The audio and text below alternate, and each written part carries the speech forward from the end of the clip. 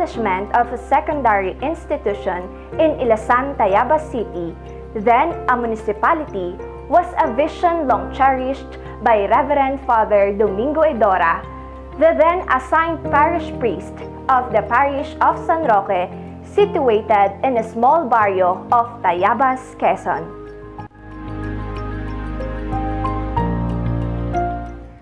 Imbued by his missionary zeal, he humbly requested the board of directors of Maryknoll Academy, now Maryhill College, in Lucena City, to give him the assistance in providing secondary education to the financially deprived children of his parish in Ilasan and its neighborhood barrios.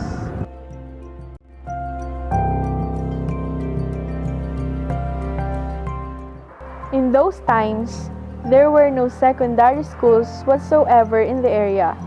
Poor as the community had been, the majority of the children could not afford to meet the expenses of transportation to the very far yet already established government and private educational institutions.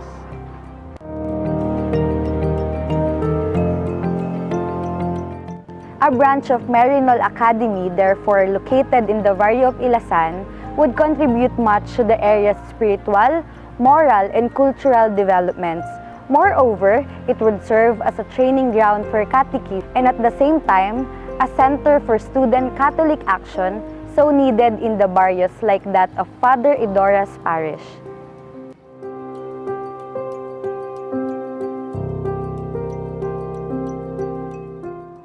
On October 20, 1970, the Board of Directors of Maryknoll Academy approved the said request. With this, Maryknoll Academy opened its arm to the opportunity to further its goals so as to contribute substantially to the mission activities in this part of the diocese.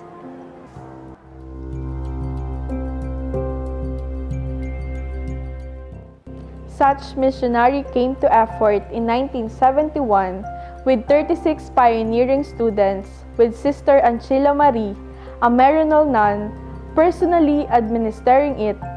Thereon, the school was named Maryknoll Academy Ilasan Branch, with a prefabricated one-story building that housed the 3 humble classrooms located at the church compound.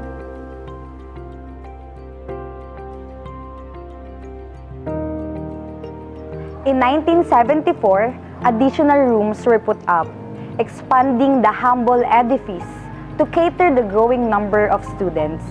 Since then, the secondary education in the parish of St. Roque was unhampered.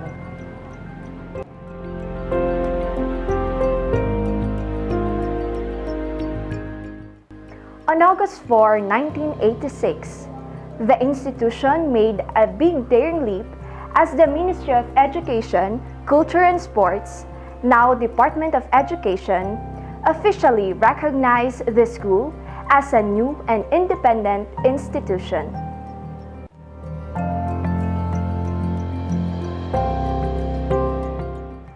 Named after the patron saint of the parish, Roque Parochial School ventured its way towards a brighter future as a secondary Catholic school in the world of missions.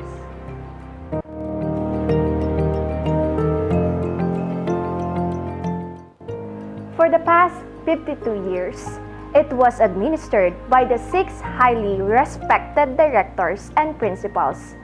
They were Dr. Lourdes Glinoga, Father Antonio Salvania, Monsignor Beato Racelis, Monsignor Antonio Obeña, Reverend Father Ferdinand I. Maaño, and the contemporary administration in the person of Reverend Father Alfonso Marcelino Peña II as director and Mrs. Raquel Pacaige as a principal and Reverend Father Isagani Reyes as chaplain.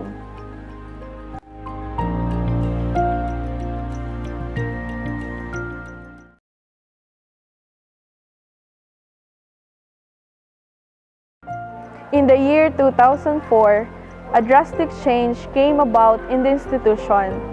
under the administration of Father Maanio, a new building for the elementary department was established, thus opening the doors for a better formation for the little ones. On the month of June of the same year, the primary courses were opened.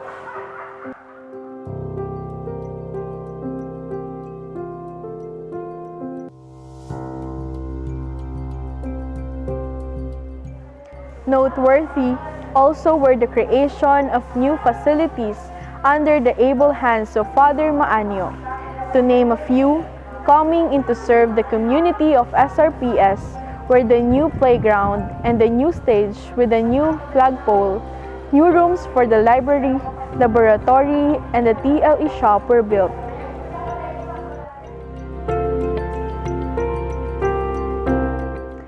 Rooms were provided for the school clinic and their lessons. A new HA building was erected. Also completed were the perimeter wall of the parish school compound and a new guardhouse that provided security and confidence to the students and faculty alike.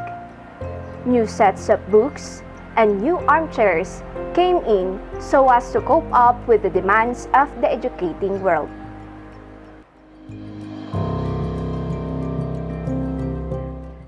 In those years, it also ventured for the reorganization of the external and internal management of the institution that fostered a new competitive setup so as to strengthen more the image of school towards a better and more stable educational system in lieu of the services needed by the students, parents, and teachers alike.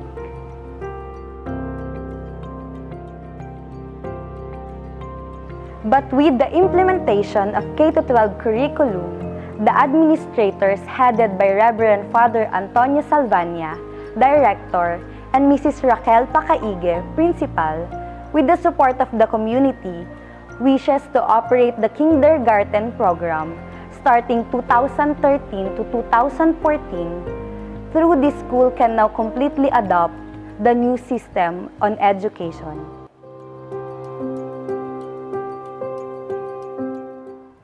Lastly, the San Roque Parochial School was approved to have senior high school last 2015, offering general academic strand or GAS. Starting school year 2019 to 2020, the school is offering also to the incoming senior high students the following strands: Accountancy, Business and Management or ABM, and Humanities and Social Sciences or UMS. Under the administration of Father Salvania, a new building for the senior high department was established through the help of generous alumni, thus opening the doors for a better formation for the senior high students.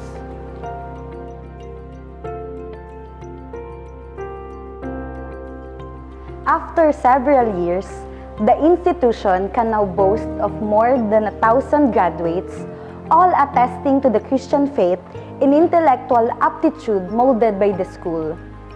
SRPS, humble as it has been, and thus continually evolving itself toward the establishment of a new image which encompasses all components of the students' formation for them to face a new and brighter tomorrow.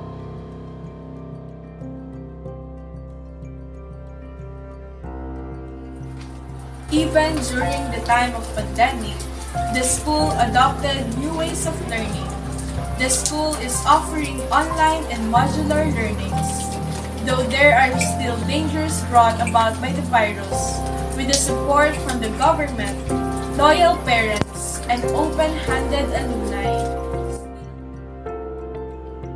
Still, San Roque Parochial School Incorporated is always faithful in giving quality Christian Catholic education, thus continue to live in faith, excellence, Service. Paalala.